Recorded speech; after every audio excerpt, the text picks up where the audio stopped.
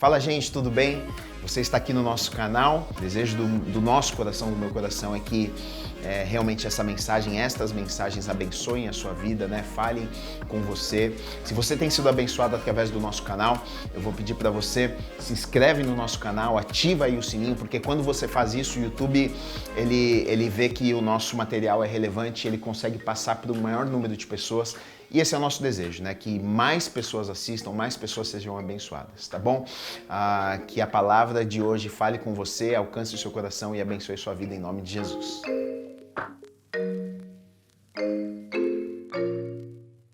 Se vocês estão com a Bíblia aí, ou no celular, abra no livro de Neemias, capítulo 1. Neemias, capítulo 1. A partir do versículo 1, diz assim: As palavras de Neemias, filho de Acalias, no mês de Quisleu, no 20º ano, enquanto estava na cidade de Suzã, Unani, um dos seus irmãos, veio de Judá com alguns outros homens, e eu lhes perguntei acerca dos judeus que restaram, os sobreviventes no cativeiro e também sobre Jerusalém. E eles me responderam: aqueles que sobreviveram ao cativeiro e estão lá na província passaram por grande sofrimento e humilhação. O muro de Jerusalém foi derrubado e as suas portas foram destruídas pelo fogo. Abaixe suas cabeças rapidinho, vamos orar. Senhor Deus, nós clamamos a Ti, Pai, nesse momento, que o Teu Espírito Santo, Pai, possa falar conosco, que a Tua voz esteja neste lugar, Pai. Que não exista nada de mim, Pai, nessa palavra, que não seja eu, a minha vontade ou o meu querer, mas que o Teu Espírito Santo ministre ao coração de cada um aqui, Pai. Deus, nós cremos que hoje, Deus, é noite de reconstrução, Pai. Hoje é uma noite que o Teu Espírito Santo vai ministrar aos nossos corações, Pai, para que nós possamos tomar uma atitude e reconstruir áreas das nossas vidas que talvez tenham sido derrubadas e destruídas, Pai. Essa é a nossa oração, Deus, em nome de Jesus. Amém. Amém? Bom, primeiramente eu gostaria de falar com vocês sobre um sonho de reconstrução. O que está acontecendo aqui nesse texto que nós acabamos de ler? Só para explicar um pouquinho para vocês o contexto da história. Israel é um país unificado durante algum período de tempo. Durante aproximadamente 120 anos, Israel viveu como um país unificado. Então, durante os reinados de Saul, Davi e Salomão, Israel foi um país só. Só que o que acontece? Que após esses 3 reinados, assume Roboão, filho de Salomão, e existe então uma divisão do reino. Existe uma divisão, a partir de agora existe tribo do norte e tribo do sul. Tribo do norte governada por Jeroboão, e tribo do sul governada por Roboão, filho de Salomão, e a descendência de Davi continua governando ali na tribo do sul. Jerusalém está na tribo do sul, faz parte do reinado do sul. E aí, durante um período de tempo, por conta da desobediência do povo, a tribo do norte é totalmente destruída pelos assírios, totalmente, aniquilada, praticamente aniquilada. A destruição é assim, sem tamanho. E aí passa-se algum período de tempo e Deus continua advertindo o povo, porque o povo da tribo do sul, eles ficam ali oscilando entre bons e maus reis. E durante esse período eles começam a se afastar da presença de Deus, eles começam a desobedecer a Deus, e Deus já havia falado lá atrás, que se eles desobedecessem, o inimigo teria autoridade para vir e os destruir. Isso, os profetas são levantados, olha, se arrependam, a destruição pode vir, se arrependam, e parece que a gente não dá muito ouvido, né? Está vindo lá a voz de Deus lá atrás, falando, olha, se arrependa, pode ser que dê errado, pode ser que a destruição venha, mas não. E aí eles não acreditavam, até que enfim veio Nabucodonosor e o Império Babilônico e destruiu o reinado do sul. Destrói Jerusalém, que era a cidade onde estava o templo, onde era o palácio real, destrói o palácio, destrói o templo, destrói os muros, acaba com a cidade, assola a cidade, deixa tudo em ruínas e leva tudo que é de bom para a Babilônia, Todos os nobres, todos os homens cultos, os jovens são levados cativos para a Babilônia, e ali em Jerusalém fica em ruínas. Se você já leu a história de Daniel e seus amigos, eles foram levados cativos para a Babilônia, fazia parte desse cerco. E aí, nós vamos ver aqui que dentro desse contexto, depois de derrubar o Império Babilônio, existe um novo império, que agora é o Império Medo-Persa. E esse Império Medo-Persa, ele tem uma estratégia diferente do Império Babilônico. O Império Babilônico, para ser poderoso, eles tinham que ir lá e destruir tudo. O Império Medo-Persa falava, não preciso destruir tudo. Pode voltar para a sua terra natal, pode reconstruir a sua cidade, pode adorar o seu Deus, isso não me incomoda. Diferente do Império Babilônico. Então começa a existir agora um processo de retorno a Jerusalém. Lá atrás, com Zorobabel, com o desejo de reconstrução do templo, eles voltam uma caravana. Porém, já se passaram mais de 10 anos, e aqui está o texto que nós acabamos de ler. Neemias está perguntando, que fim levou Jerusalém? Ele chega para o seu irmão que retorna de lá da cidade, e ele fala, olha, como que está a cidade? Como que estão as pessoas que estão ali? Que situação que está Jerusalém? E a resposta é, olha, aqueles que sobreviveram à destruição, estão lá. Na província passam por sofrimento e humilhação. O muro de Jerusalém foi derrubado e as suas portas foram destruídas pelo fogo. Nós precisamos entender aqui o porquê é tão importante ter muro numa cidade. Naquela época, uma cidade fortificada, ela não sofria ataques do inimigo. E se eu não tinha os meus muros de pé, facilmente qualquer inimigo, sem muita tecnologia ou capacidade militar, poderia me destruir. Então, é algo importante aqui nós entendermos que os muros são importantes para aquela cidade. E aquelas pessoas que vivem ali, elas não conseguem prosperar, elas não conseguem evoluir, não conseguem melhorar de vida, porque elas são facilmente atacadas por qualquer tipo de inimigo. São humilhados.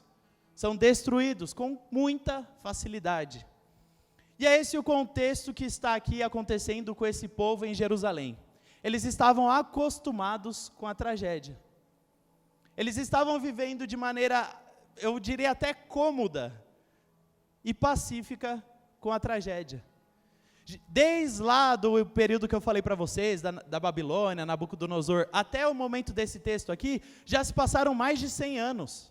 100 anos vivendo numa condição de mediocridade, 100 anos sendo roubado, assaltado, tendo a sua família muitas vezes morta, tendo seus bens roubados. Durante 100 anos eles estão vivendo nessa condição, mais de 100 anos. E aí, os moradores de Jerusalém estavam já habituados a viver essa mediocridade de vida. E será que muitos de nós não estamos acostumados a viver na destruição? Será que muitos de nós não nos habituamos e até encontramos um lugar confortável para ficar em meio à tragédia? Faça-se essa pergunta hoje. Talvez o inimigo tenha vindo, rodeado a sua vida, rodeado áreas da sua vida, rodeado a sua família, a sua casa, o seu ministério, rodeado o seu trabalho, rodeado as coisas que estão ali sob o seu domínio, sob o seu controle. E talvez o inimigo tenha vindo e destruído tudo. Talvez você hoje seja Jerusalém. Talvez você hoje viveu a destruição. Você ouvia a palavra de Deus falando, olha, não é bem assim, não vá por esse caminho. Você falava, não, que isso? Vai dar tudo certo, Deus está comigo. Só que concessões foram dadas e o inimigo teve liberdade e legalidade para destruir tudo. Será que nós não estamos acostumados? E entenda uma coisa, irmão. Pode ser que hoje em dia a gente esteja confortável na destruição. Está lá, tudo destruído. Está lá a sua casa destruída, a sua família destruída, os seus relacionamentos destruídos. Está lá o seu ministério destruído, está lá a sua vida profissional destruída. E você vai lá, senta no sofá, liga o Netflix e tenta abstrair, sair dessa realidade, e tenta se distrair um pouco com redes sociais e tudo mais, só para fugir daquilo que está lá todos os dias, que é a destruição. Talvez a sua vida emocional tenha sofrido destruição, talvez pessoas destruíram o seu coração, Talvez a sua vida espiritual, o pecado e tantas coisas que você abriu, concessões, tenha destruído a sua vida com Deus. E talvez já faz tanto tempo que você vive de culto em culto, mas não sabe o que é na sua casa, ajoelhar e orar e ter um relacionamento pessoal e íntimo com Jesus. Pode ser que hoje aqui nós estejamos olhando para pessoas que são totalmente destruídas. Estão sorrindo, estão bonitas, com uma bela máscara, felizes ou não, porque estar de máscara não é legal, mas estão aqui destruídas. E estão aqui. E vamos ver o que acontece. Ou a sua família, ou a sua vida financeira, ou a sua vida profissional, ou a sua vida ministerial.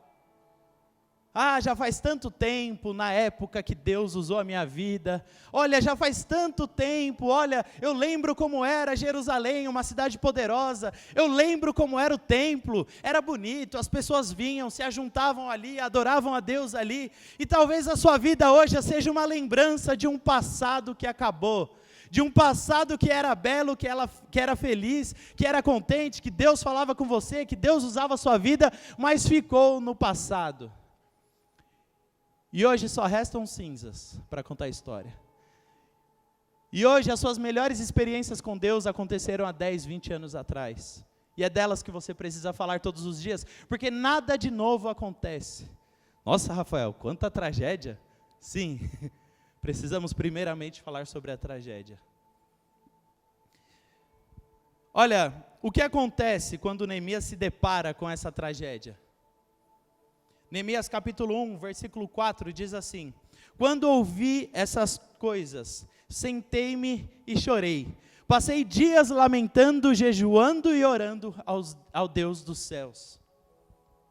Neemias chorou profundamente durante dias, clamou ao Senhor, reconhecendo as falhas de Israel.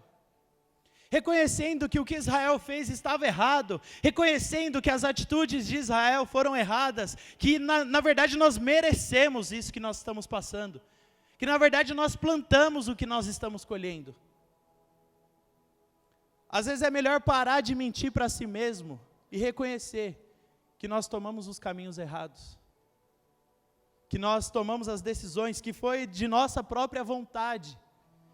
E sabe, aparentar ter uma vida perfeita, uma família perfeita, enquanto os muros estão no chão, é uma mentira, gente.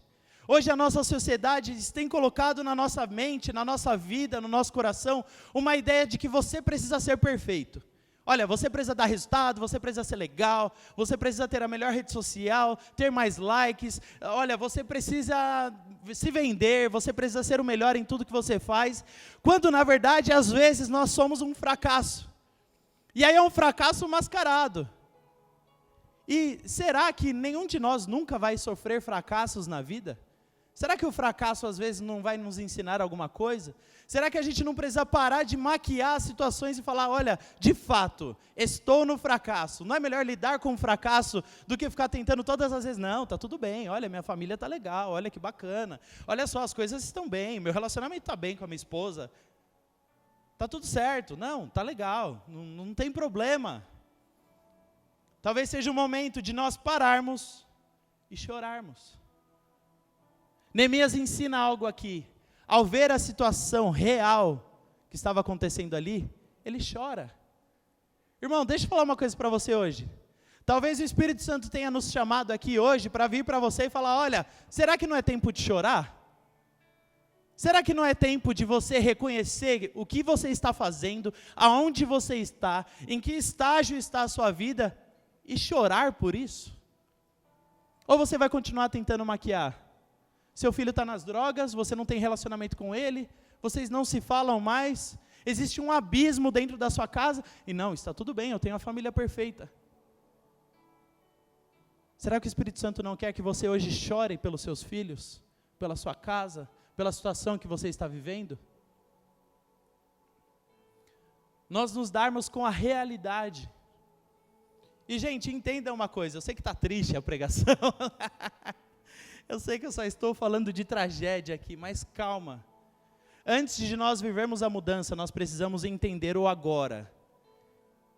E olhar nos olhos do problema e falar, olha, está tudo errado, não estou indo por um caminho bom, eu preciso de mudança. Eu preciso chorar, eu preciso me arrepender, eu preciso entender o que está acontecendo. Olha só a postura de Neemias, capítulo 1, versículo 6, diz assim: que os teus ouvidos estejam atentos e os teus olhos estejam abertos para ouvir a oração que os teus servos está fazendo, dia e noite diante de ti, em favor dos servos e do povo de Israel. Eu confesso os pecados que nós, israelitas, temos cometido contra ti. Sim, eu e o meu povo temos pecado contra ti. Agimos de forma corrupta e vergonhosa contra ti.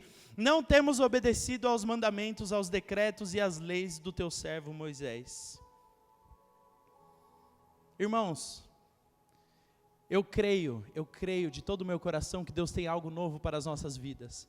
Mas antes de começar a fazer algo novo, antes de tentar reconstruir algo, antes de tentar correr atrás da reconstrução, nós precisamos entender aonde nós estamos e sermos bem sinceros e honestos com a nossa condição atual. Olha, Rafael, talvez minha família não esteja tão bem assim quanto parece. Talvez meu relacionamento com os meus pais, com os meus amigos, com os meus familiares não esteja no lugar que eu gostaria. Talvez a minha vida com Deus, já nem sei mais explicar o que é meu relacionamento com Deus. Talvez é o momento de nós pararmos e pensarmos aonde eu estou. Porque se nós queremos viver uma reconstrução com Deus, se isso é algo futuro, eu creio que o agora faz total diferença. Como nós enxergamos o problema faz total diferença. Para onde nós queremos ir faz total diferença. E aí nós partimos para uma nova ideia. Neemias capítulo 2, do versículo 4 ao 6, diz assim: o rei me disse, o que você me gostaria de pedir? Então orei a Deus dos céus e respondi ao rei, se for do agrado do rei, e se o seu servo puder contar com a benevolência do rei, que me deixe ir à cidade de Judá, onde os meus pais estão enterrados, para que eu possa reconstruí-la. Então o rei, com a rainha sentada ao seu lado, perguntou-me, por quanto tempo levará a viagem? Quando você voltará? Marquei um prazo com o rei e ele concordou que eu fosse. Irmãos, entenda uma coisa, nós podemos sonhar sim com a reconstrução, mas existe um preço da reconstrução. A reconstrução requer um preço. Talvez você viveu a sua vida até agora de uma forma, o resultado foi esse. A sua receita do bolo está sendo essa. Você fez o seu bolinho lá da sua vida, você tomou as suas decisões, casou, deu seus passos, fez tudo do jeito que você achava certo. E o final foi a destruição. Irmão, para mudar o bolo, tem que mudar a receita. É algo mais simples do que qualquer coisa que existe na terra. Você precisa entender que existe um preço a ser pago por reconstrução. Se você quer viver algo novo de Deus na sua vida, o agora, o que nós vamos fazer a partir de agora faz toda a diferença. É uma decisão que precisa partir de nós. Enfrente os seus problemas. Enfrente as situações. Vamos lá. Nós estamos vivendo uma situação onde talvez o inimigo tenha destruído as coisas, já foi embora, está tudo em ruínas. O que eu posso fazer? Eu vou reconstruir. E, gente, eu vou ser muito sincero com vocês. Eu, Rafael, sou um cara que odeio resolver problemas. Eu resolvo, quando já não tem mais escapatória. Minha esposa está ali do lado, sabe o quanto eu tento fugir de problemas. Por quê? Porque problemas geram conflitos. Porque conflitos dão trabalho, e aí as pessoas choram, e aí todo mundo fica mal, e é aquele clima chato, né? E eu não gosto muito de resolver problemas. Aí a gente costuma procrastinar esse tipo de coisa. Os assuntos sérios, não, depois a gente conversa, depois a gente vê, uma hora vai dar certo. E aí eu já colhi muitos problemas, já tive muitas dificuldades, só porque eu não fiz nada. Não é que eu fui lá e fiz algo errado. Eu não fiz nada. O Gui, uma vez, esse tempo atrás, pregou sobre isso. Aquele que sabe fazer o bem não faz, esse peca. E aí os frutos de não fazer o bem, de só não fazer nada. Meu Deus, parecia que ele estava falando comigo. Só faltou colocar meu nome embaixo.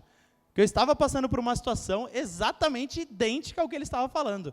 Eu estava colhendo fruto de algo que eu não fiz nada, eu não plantei, a culpa não era minha, mas é isso aí, eu não fiz nada. e eu poderia ter resolvido. Então, irmão, dado ao meu péssimo exemplo de vida, mas que eu me esforço todos os dias para melhorar, eu gostaria de falar para você que, olha, nós devemos sim enfrentar os problemas. Nós devemos sim tomar uma postura e uma atitude de ir e corrigir aquilo que está errado. O que Neemias fez? Neemias tinha uma situação adversa, uma cidade destruída lá em Jerusalém. Ele era copeiro do rei. O que isso significava? Ele era um homem de extrema confiança do rei. Não é que o copeiro naquela época era o garçom que ficava do lado dele. Não. Copeiro era um cargo de confiança. Era, sei lá, um ministro da Casa Civil. Por que, Rafael, tudo isso? Porque naquela época era comum envenenar um rei. Era comum, todo mundo fazia isso. E naquela época, se eu matasse o rei, o que acontecia? Eu tomava o reinado dele. Então era interessante fazer isso. Nós vamos ver na história que vários homens fizeram isso. Vários líderes morreram por envenenamento. Então o copeiro do rei era um homem que tinha acesso privado ao rei, estava com o rei todos os dias, era íntimo e de confiança. Esse era o cargo de Neemias. Era um homem importante no reinado. E ele fala, ele está lá na sua situação de conforto, mas ele fala, eu vou resolver o problema. Está ruim. Nós pecamos como povo, nós pecamos como nação. Não dá para ficar do jeito que está. Vamos lá, vamos atrás de resolver esse problema. E aí, irmãos, nós precisamos aproveitar as oportunidades que a vida nos dá. Nós precisamos estar convictos dos nossos passos, porque nós precisamos resolver. É isso. Então trabalhe pela sua casa, trabalhe pela sua família, peça ajuda, faça alguma coisa, não seja tagarela e saia falando tudo para todo mundo, não, seja convicto. Neemias, ele é um homem que para mim é um dos melhores exemplos de liderança na Bíblia. Ele sai lá da Babilônia, sai lá da Pérsia, viaja até Judá, onde está tudo destruído, e ele tem uma estratégia de tudo que ele deve fazer, de quais líderes ele deve falar, de quais cartas ele precisa entregar. E aí o que ele faz? Chegando na cidade, ele não fala nada para ninguém. Ele fala, deixa eu olhar como que está o muro, deixa eu olhar como que vai ser essa reconstrução, sem falar nada. Ele vai, dá uma olhada, aí o pessoal, o que você está olhando aí? Eu falo, não, deixa quieto, estou olhando aqui o muro, nada demais. Vai lá, olha o muro, vê como o muro está e tal. Eita, vai dar trabalho isso aqui. Por que é tão importante tudo isso que Neemias fez? Porque às vezes Deus tem algo para a sua vida, você vai fazer algo, existe uma tarefa que nós precisamos cumprir, e aí você sai falando para todo mundo. Nossa, olha, Deus tem uma obra na minha vida, olha, eu preciso reconstruir tais coisas. E aí você fala para todo mundo, irmão, e aí sabe de uma coisa? Dá tudo errado, porque não era o tempo. A Bíblia fala algo que é lindo. A sabedoria está no pouco falar. Provérbios fala isso. Parece que hoje em dia as pessoas entenderam o texto ao contrário. Porque o pessoal fala até demais. Então tenha sabedoria para enfrentar os problemas que virão. E outra coisa, nós devemos enfrentar os nossos inimigos. Sim, se os problemas estão lá, se foi tudo destruído, se algo aconteceu, existe um inimigo. Aí você fala, é a minha sogra, Rafael, minha sogra é minha inimiga mesmo, olha, não é possível. Não, irmão, não é a sua sogra. Não, é minha esposa é meu inimigo. Olha, certo homem de Deus já falou que, olha, se o diabo tem uma irmã, essa é minha esposa, que a bicha é ruim. Olha, a bicha só falta ter chifre. Rafael, você não conhece minha esposa? Não, irmão, sua esposa não é o inimigo. O marido, aquele lá que não faz nada, só fica lá assistindo o jogo do Parmeira, que deve estar rolando agora, os parmeirenses devem estar afoitos. Ah, não, ele é meu inimigo, não faz nada da vida, aquele imprestável, não sei o quê. Não, irmão, calma, não, está errado. Isso daí não são seus inimigos. Nós precisamos entender quais eles são, identificá-los. Olha lá, Neemias 4, a partir do 7. Quando, porém, Sambalate e Tobias, os árabes e os amonitas, e os homens de Usdote, souberam que os reparos do muro de Jerusalém haviam avançado e as brechas estavam sendo fechadas, ficaram furiosos. Todos juntos planejaram atacar Jerusalém e causar confusão. Mas nós oramos ao Deus dos céus e colocamos guardas de dia e de noite para proteger. Irmão, qual é o nosso inimigo? Qual é o meu inimigo? Olha, o meu maior inimigo se chama Rafael Ribeiro Bueno. Tem 28 anos, está um pouquinho acima do peso, perdeu uns cabelinhos aí com o passar dos anos. Esse é meu maior inimigo, com certeza, com certeza. Assim, o segundo maior inimigo está a quilômetros de distância. Por quê? Eu me saboto todos os dias. É um poder que eu tenho de me sabotar, gente, que eu fico, caramba, Rafael, você é criativo, hein? Eu não sei você, mas às vezes você chega em casa, está cansado, e o Espírito Santo fala com você rapidamente, olha, vá ler a Bíblia. E aí você fala, tá bom, Deus, deixa eu só abrir o Instagram aqui rapidinho. Coisa rápida, Deus, só abrir aqui no Instagram. Menina, você viu o que o Google Gloss postou hoje? Gente, nossa, engordou, isso aqui engordou, hein? Meu Deus, nossa, eu odiei essa foto. E aí passaram-se 2 horas, e você está aqui. Deixa eu falar uma coisa para você, você não vai crescer com Deus desse jeito. Ou você liga lá na internet, ou você liga lá em alguma série, e aí sua vida passa. Porque nós nos boicotamos. Ou nós vemos uma situação de dificuldade, uma prova, uma aflição, e olhamos e falamos, não, deixa quieto. Deixa quieto, vamos resolver depois. Sabe, irmão, o quanto você tem se boicotado? O quanto a busca pelo prazer tem te boicotado? Ouvi algo esse final de semana que é verdade. O mundo nos dá prazer rápido, eficiente, e a recompensa vem agora. Você vai lá fazer alguma coisa que o mundo te oferece, a recompensa é na hora. Aí você fala, não, tá bom, mas agora eu vou obedecer a Deus. Você passa 5 anos, não viu nada de recompensa. Você fala, Deus, não é possível. O que está acontecendo? E aí você começa a viver uma vida em busca do prazer. Algo que te satisfaça pelo pecado, ou comer demais, ou beber demais, ou sei lá o que você faz. E aquilo te satisfaz, e aquilo te preenche, e aquilo te boicota. E aí Deus tinha tantos sonhos para a sua vida, para o seu casamento, para a sua família, para a sua casa. E aí você vai boicotando dia após dia, dia após dia. Com pensamentos, sentimentos, falta de perdão. Sabe, gente, talvez hoje seja um dia da gente sentar e olhar nos olhos do nosso maior inimigo. E falar, acabou a brincadeira, gente. Já deu. Olha, Rafael, você já brincou demais, você já fez muita coisa, você já tomou suas decisões, mas agora chega. Agora algo novo vai começar a reger a minha vida. Agora nós vamos enfrentar os problemas. Agora nós vamos enfrentar as dificuldades. Irmão, saiba de uma coisa, o Espírito Santo é o nosso ajudador. Se nós não crermos que o Espírito Santo tem a capacidade de nos libertar do pecado, nós não cremos que Deus criou os céus e a terra. Nós não cremos que Deus formou os mares e as estrelas. Nós não cremos que Jesus Cristo morreu e ressuscitou para nos dar vida. Não existe fé para isso. Porque se Ele não é capaz de te libertar de algo tão simples que é um pecado, será que você crê que Ele é Deus mesmo? Que Ele é real? Que Ele é poderoso? Entenda uma coisa, meu irmão.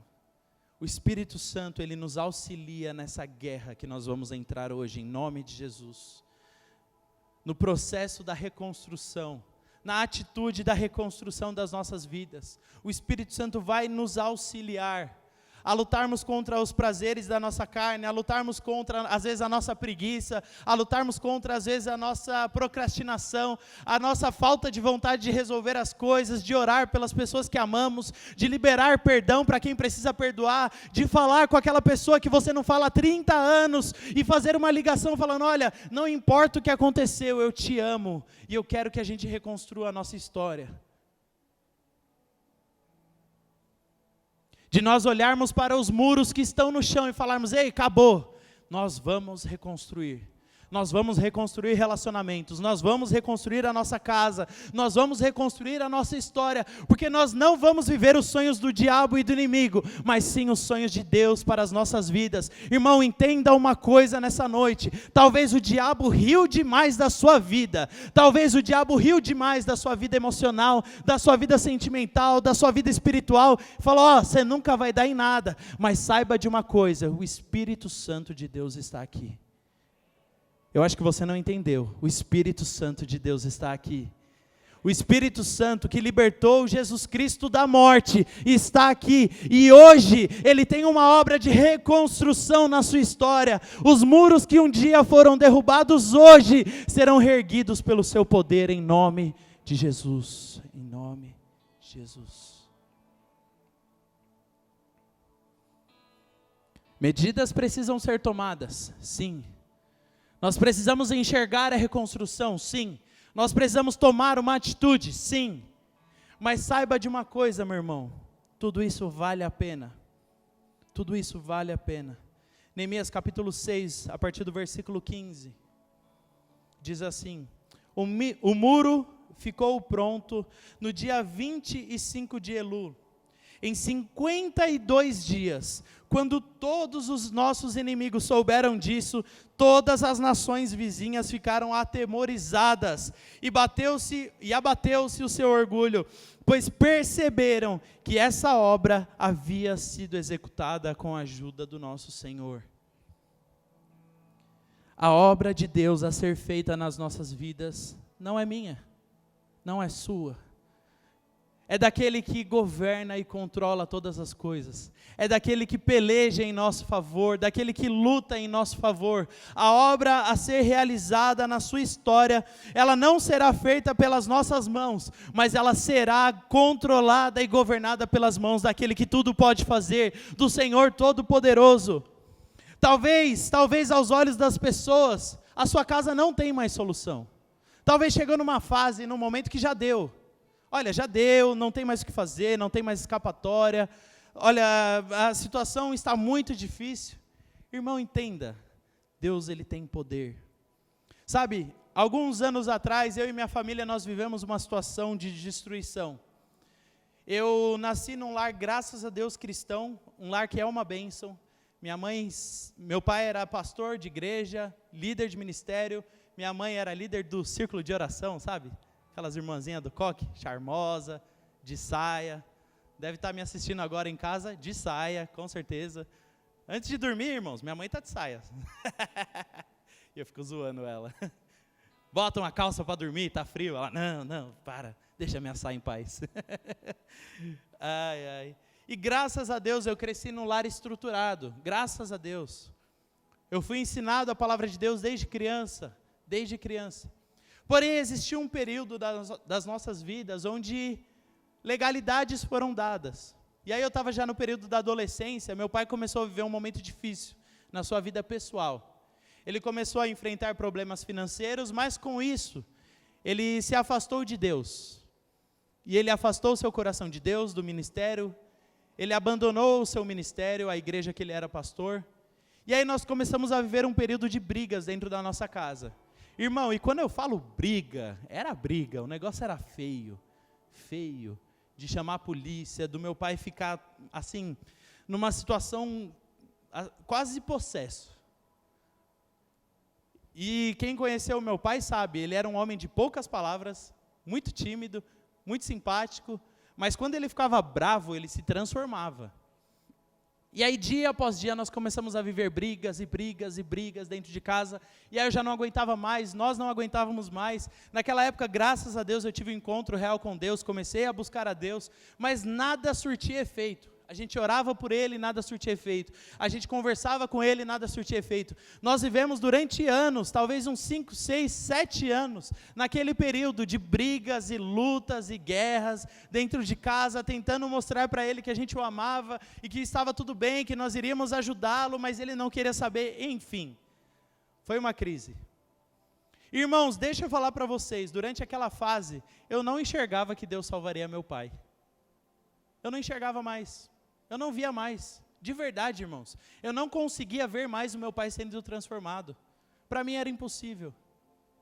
E aí o tempo foi passando e as brigas foram passando. A minha mãe começou a ter problemas por conta de tantas brigas. E aí dentro de casa nós estávamos numa situação sufocante. Até que meu pai chegou a agredir fisicamente a minha mãe. Meu pai jogou uma Bíblia nela, muito pesada. E ela ficou machucada durante muitos dias. E ali nós imaginamos que a situação tenha acabado. Eu lembro que Meu pai eu fazia parte de um seminário lá na Bíblica, o AMT. E aí meu pai foi lá me buscar de carro, eu e a Kátia. Nós entramos no carro e ele já estava estranho. Aí ele foi, deixou a Kátia na casa da minha irmã e saiu para conversar comigo. Falou o que ele tinha feito, falou e tal, e ainda estava bravo e xingando, e bravo, e bravo, e bravo. E eu chorando, tentando conversar com ele, e nada surtia efeito. Naquele dia ele saiu de casa, e aí como ele estava com tanto problema financeiro, ele começou a morar no carro dele, e ele passou acho que uns 3, 4 meses morando no carro. Ele não tinha lugar para tomar banho, porque ele não tinha dinheiro, ele só conseguia ir trabalhar e voltar.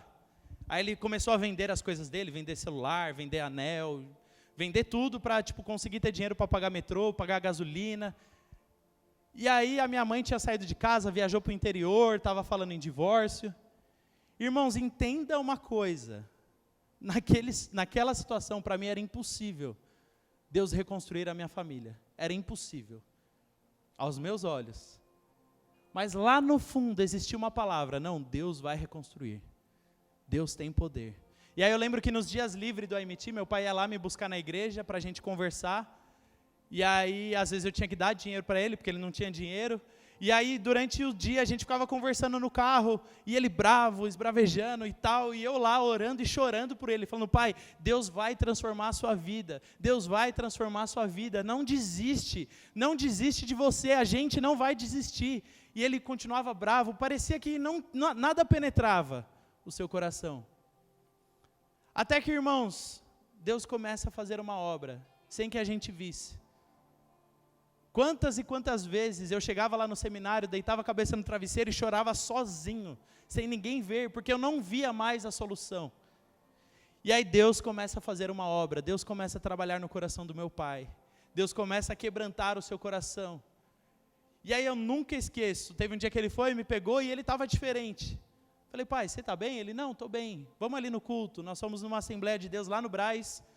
Nós assistimos o culto lá, ele chorou do começo ao fim do culto. E chorava, e chorava, e chorava, e chorava. Porque ele não acreditava que ele tinha perdido o seu maior bem, que era a sua família. A esposa dele estava fora de casa, suas filhas estavam longe, eu era o único filho que ainda tinha contato com ele. E ele chorava copiosamente. E eu falava, pai, Deus ainda pode reconstruir a nossa casa, a nossa família, não desiste, não desiste. E ele começou, nós chamamos de campanha, ele fez uma campanha lá de não sei quantas terças-feiras, que ele ia no culto, e ele orava, e ele começou a buscar a Deus, e Deus começou a fazer uma obra na sua vida, e Deus começou a trabalhar no seu coração. Dia após dia, porque a obra não era nossa, não éramos nós que estávamos lá falando ou convencendo ele, mas era o Espírito Santo que estava entrando no seu coração e mostrando, olha, acorde para a vida, a sua família está lá, eu ainda tenho um plano de reconstrução para a sua casa, eu ainda vou trazer todos de volta. E aí eu jamais me esqueço desse dia, eu estava lá na Bíblica com os AMTs, a gente estava fazendo uma prova doida, sei lá o que a gente estava fazendo, e aí meu pai me ligou. Ele falou, eu acabei de ir lá na nossa igreja, eu pedi perdão para todos os irmãos da igreja pelo que eu fiz.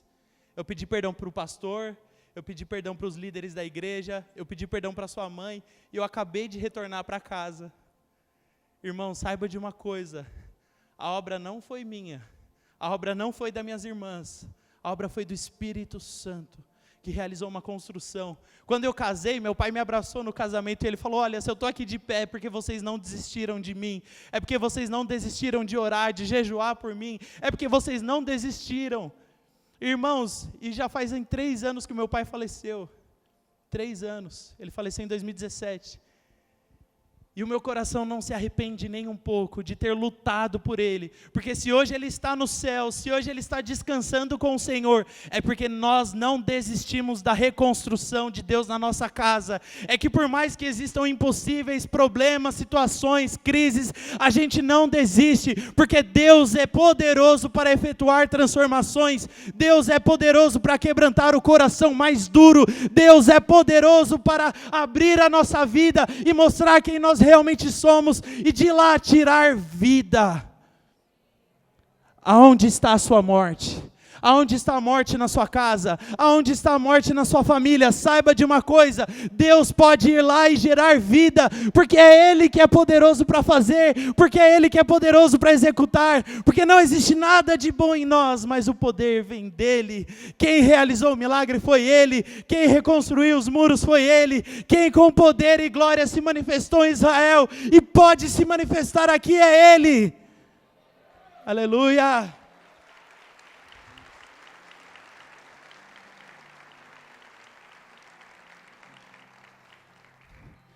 Talvez para as pessoas não tenha mais solução, mas para Ele tem.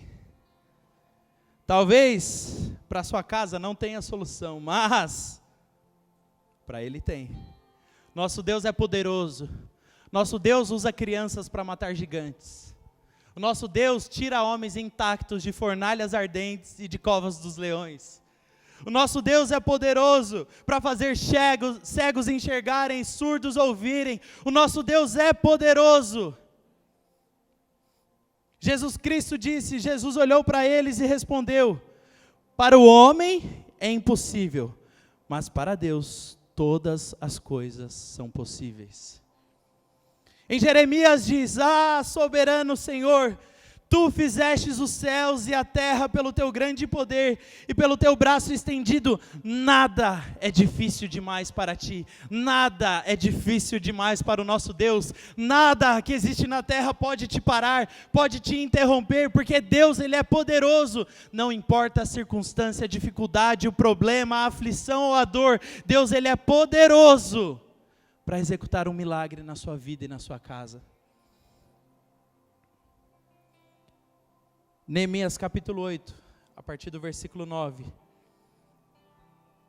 diz assim: então Neemias, o governador Esdras, o sacerdote e escriba, e os levitas que estavam instruindo o povo, disseram a todos: este dia é consagrado ao Senhor Deus, nada de tristeza e choro, pois todo o povo estava chorando enquanto ouvia as palavras da lei. Mas Neemias acrescentou: podem sair, comam, bebam o melhor que tiverem e repartam com os que nada têm preparado. Este dia é consagrado ao Senhor. Não se entristeçam, porque a alegria do Senhor os fortalecerá. Os levitas tranquilizaram todo o povo, dizendo: acalmem-se, porque este é um dia santo, não fiquem tristes. Então todo o povo saiu para comer, beber e repartir com os que nada tinham preparados, para comemorar com grande alegria, pois agora compreendiam as palavras que lhe foram explicadas. Irmão, entenda uma coisa, esse povo viveu os seus melhores dias. Aquele povo nasceu numa cidade destruída. Aquele povo, desde o período que eles nasceram e cresceram, eles viveram numa terra destruída, numa terra sem condições, numa terra onde o inimigo facilmente os destruía. Eles não viam mais como poderiam viver dias bons. Era impossível. Mas entenda uma coisa: um povo que nasceu numa cidade destruída, sem autoestima, sem perspectiva de vida, sem esperança de um futuro, esse povo, pobre, humilhado, foi exaltado pelo nosso Senhor. Esse povo, do seu pior sofrimento, Deus os tirou daquele lugar e os levou para a festa, para a celebração, para a adoração, porque Deus tirou a vergonha daquele povo, porque o Deus os exaltou em meio àquelas nações, porque Deus realizou o melhor dos seus planos naquele lugar, porque Ele é poderoso. Irmão, entenda uma coisa, o pastor Edson diz essa frase desde que eu o conheço, há muitos anos atrás, e ela nunca se tornou antiga, velha ou ultrapassada. Os nossos melhores dias estão à nossa frente. Os seus melhores dias estão à sua frente. Se hoje você reconhecer o lugar onde você está, se hoje você for honesto e sincero com tudo que aconteceu no seu passado e falar: olha, chega, eu quero mudança, eu quero viver o melhor de Deus para a minha vida, eu quero viver o melhor de Deus para a minha família, para a minha casa. Hoje eu entendo onde estou, mas no futuro eu vou viver os melhores dias da minha vida nessa terra, eu vou viver os melhores sonhos do Senhor para a minha vida, para o meu ministério, para a minha casa, sabe, chegou de falar lá do passado, da época que Deus fez, da época que Deus realizou, não, nós vamos falar sobre o futuro, daquilo que Deus fará, daquilo que Deus irá realizar, daquilo que Deus vai nos usar para realizar nessa terra, daquilo que o Senhor vai restaurar na nossa casa, na nossa família, na nossa história, em nome de Jesus. Creia nisso, creia que o seu filho tem solução, que o seu filho vai ser transformado, que o seu casamento vai ser transformado, que a sua família será diferente, não porque nós temos algo bom para te oferecer, mas porque Ele pode, porque Ele tem o poder, porque Ele vai realizar, porque Ele vai fazer, porque todo o poder está na mão dEle. Aleluia!